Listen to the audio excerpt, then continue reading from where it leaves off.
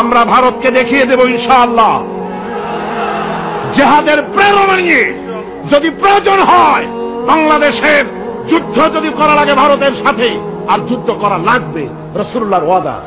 বন্ধুরা, ভারত বাংলাদেশ যুদ্ধ হলে বাংলাদেশের হয়ে লড়াই করবে পাকিস্তান। ভারত তাদের নিজের সুবিধার জন্য, নিজের জাতীয় নিরাপত্তার জন্য 1971 সালে বাংলাদেশ পাকিস্তানকে আলাদা করেছিল। বাংলাদেশকে ভারত সাহায্য করেছিল এর জন্য না যে বাংলাদেশ স্বাধীন হোক, ভারত চেয়েছিল যাতে পাকিস্তান দুর্বল হোক। পাকিস্তান যদি দুর্বল হয় তাহলে সেটি ভারতের জাতীয় নিরাপত্তা স্বার্থে অগ্রণী ভূমিকা পালন করবে। ভারত তাদের জাতীয় নিরাপত্তা স্বার্থে 1971 সালে বিজয় লাভ করেছিল, কিন্তু ভারত হয়তো ভুলে গেছে মুসলমান ভাই ভাই। এখন বাংলাদেশের ওপরে চোখ তুলে তাকালে ভারতের বিরুদ্ধে বাংলাদেশের হয়ে লড়াই করবে পাকিস্তান।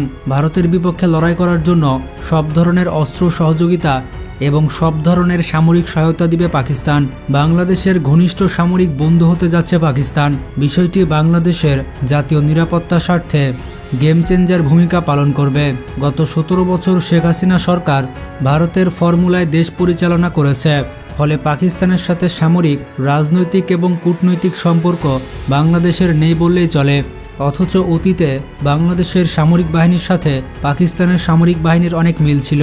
বিশেষ করে বাংলাদেশ সেনাবাহিনীর সাথে পাকিস্তানের সেনাবাহিনীর বহুমুখী সম্পর্ক ছিল। তবে নতুন করে সম্পর্ক বুনতে শুরু করেছে বাংলাদেশের অন্তর্বর্তী সরকার। পাকিস্তান থেকে একের পর এক জাহাজ বাংলাদেশে ঢুকছে এবং সে সকল জাহাজে রয়েছে বাংলাদেশের নিত্য প্রয়োজনীয় দ্রব্য। বিপরীতে পাকিস্তানের পক্ষ থেকে গঠন করা হয়েছে উচ্চ পর্যায়ের কমিটি, কেননা বাংলাদেশ পাকিস্তানের সম্পর্ক ঘনিষ্ঠ হলে অত্যন্ত চাপে থাকবে ভারত, যা উভয় দেশের নিরাপত্তাকে শক্তিশালী করবে। মনে রাখতে হবে, যে যত ভারত বিদ্বেষী সে তত দেশপ্রেমিক, আর যে যত দেশপ্রেমিক সে তত ভারত বিদ্বেষী। আমাদের মনে রাখতে হবে, বাংলাদেশ আর পাকিস্তানের একটাই শত্রু, আর সেটি হচ্ছে ভারত। পাকিস্তানের সাথে বাংলাদেশ সম্পর্ক ভালো করলে এটি বাংলাদেশের জন্য অত্যন্ত সুখবর বয়ে আনবে, আর বাংলাদেশ অনেক দিক থেকে লাভবান হবে। বাংলাদেশ সেনাবাহিনী অতীতে পাকিস্তান থেকে প্রশিক্ষণ গ্রহণ করত, তবে এ বিষয়টি দাদাবাবুদের আপত্তির কারণে পুরোপুরি বন্ধ করে দেয় শেখ হাসিনা সরকার, যা বাংলাদেশের নতুন সরকার বড় পরিসরে শুরু করবে। পাকিস্তান সেনাবাহিনীর স্পেশাল ফোর্স বা এসএসজি পৃথিবীর সবথেকে শক্তিশালী এবং ভয়ঙ্কর স্পেশাল ফোর্সের মধ্যে একটি। বিশেষ করে ভারতীয় সেনাবাহিনীর বিরুদ্ধে লড়াই করার তাদের দীর্ঘ অভিজ্ঞতা রয়েছে, ফলে বাংলাদেশ সেনাবাহিনী তাদের সিলেবাস অনুযায়ী যদি প্রশিক্ষণ গ্রহণ করে তা ভারতীয় সেনাবাহিনীর বিরুদ্ধে অত্যন্ত কার্যকর হবে। বাংলাদেশ অতীতে গোলা বারুদ এবং বিভিন্ন সামরিক অস্ত্র পাকিস্তান থেকেই ক্রয় করত, যা অন্তর্বর্তী সরকার নতুন করে শুরু করেছে। পাকিস্তানের প্রযুক্তির সাহায্যে বাংলাদেশের অর্ডিন্যান্স ফ্যাক্টরিতে বিভিন্ন ধরনের অস্ত্র তৈরি করা সম্ভব। বাংলাদেশে নিযুক্ত পাকিস্তানের রাষ্ট্রদূত জানিয়েছে বাংলাদেশকে তারা সকল ধরনের সাহায্য করতে আগ্রহী, তাই এখন থেকে পাকিস্তানে বিনা ভিসাতে যেতে পারবে বাংলাদেশের মানুষ। ফলে উভয় দেশের সামরিক সম্পর্কের পাশাপাশি রাজনৈতিক সম্পর্ক ঘনিষ্ঠ হবে। পাকিস্তান এবং বাংলাদেশের উভয় দেশের কৌশলগত প্রতিযোগী এবং শত্রু দেশ হচ্ছে ভারত। সুতরাং উভয় দেশের মধ্যে সামরিক সহ যে কোনো চুক্তি ভারতের জন্য মাথা ব্যথার কারণ হতে পারে। যেমনটা জানেন, পাকিস্তানের মিসাইল ভান্ডার অনেক সমৃদ্ধ। ইরানের মতো তাদের হাতে বিশাল ভয়ঙ্কর মিসাইল রয়েছে। পাকিস্তান বিভিন্ন পাল্লার মিসাইল তৈরিতে সক্ষম।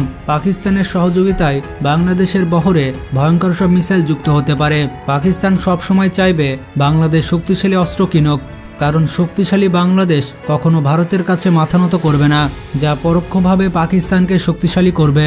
এটাই হচ্ছে সামরিক কূটনীতি। সুতরাং পাকিস্তানের সহযোগিতায় মধ্যম পাল্লার মিসাইল বাংলাদেশেই তৈরি করা সম্ভব।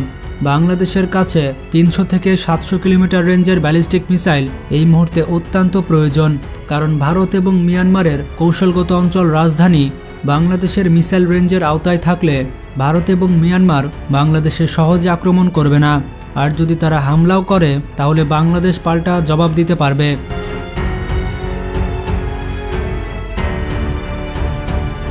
বাংলাদেশের রাজধানীতে পার্শ্ববর্তী দেশ মিয়ানমার এবং ভারত মিসাইল হামলা করতে সক্ষম, কারণ দুই দেশের কাছেই সেই রেঞ্জের মিসাইল রয়েছে।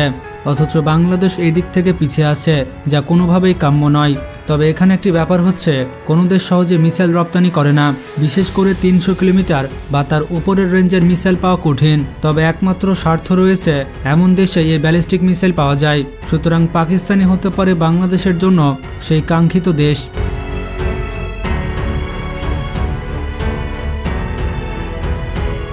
পাকিস্তানের বিমান বাহিনী বেশ শক্তিশালী, একই সঙ্গে তাদের নৌবাহিনীর অবস্থান দিন দিন শক্তিশালী হচ্ছে। সেক্ষেত্রে পাকিস্তানি বিমান বাহিনীর দক্ষতাকে কাজে লাগাতে পারে বাংলাদেশের বিমান বাহিনী। পাকিস্তান দীর্ঘ কয়েক দশক থেকে F-16 যুদ্ধবিমান অপারেট করে। দেশটির পাইলটরা ভারতের বিরুদ্ধে যুদ্ধ করে বারবার সফলতা পেয়েছে। সুতরাং সম্ভবত বাংলাদেশ বিমান বাহিনী F-16 যুদ্ধবিমান ক্রয় করবে। সুতরাং পাকিস্তানের সহযোগিতা নিলে ভারতের বিরুদ্ধে বড় ধরনের সুবিধা পাওয়া সম্ভব।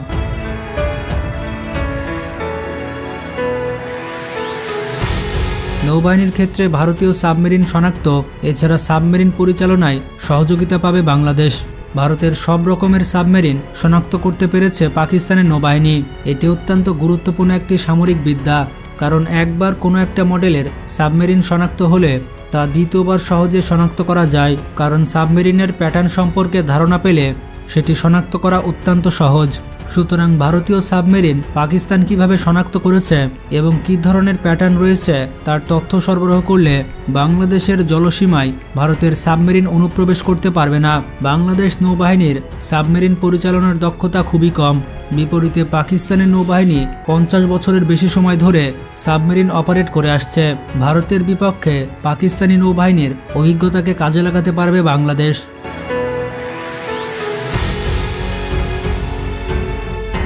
পাকিস্তানের সামরিক সেক্টর এতটাই সমৃদ্ধ, যার অসংখ্য সেক্টরের সুবিধা বাংলাদেশের সামরিক বাহিনী নিতে পারবে। একইভাবে বাংলাদেশ থেকে সুবিধা পাবে পাকিস্তানের সামরিক বাহিনী। আরও গুরুত্বপূর্ণ সামরিক দিক হচ্ছে দুই দেশের মধ্যে নিরাপত্তা চুক্তি স্বাক্ষর করা। বাংলাদেশের উপরে পারমাণবিক হামলা হলে সেই দেশে পারমাণবিক হামলা চালাবে পাকিস্তান। এমন একটি চুক্তি হলে পারমাণবিক সুরক্ষা পাবে বাংলাদেশ। গোয়েন্দা রিপোর্ট অনুযায়ী পাকিস্তানের সাথে এ ধরনের চুক্তি রয়েছে আরব বিশ্বের কয়েকটি দেশের, বিশেষ করে সৌদি আরব, আরব আমিরাত এবং কাতার দেশ অন্যতম। একইভাবে যুক্তরাষ্ট্রের সাথে চুক্তিতে রয়েছে দক্ষিণ কোরিয়া এবং জাপান। সুতরাং এই সুযোগ কাজে লাগাতে পারবে বাংলাদেশ। তাছাড়া সবথেকে গুরুত্বপূর্ণ সুরক্ষা চুক্তি স্বাক্ষর করা।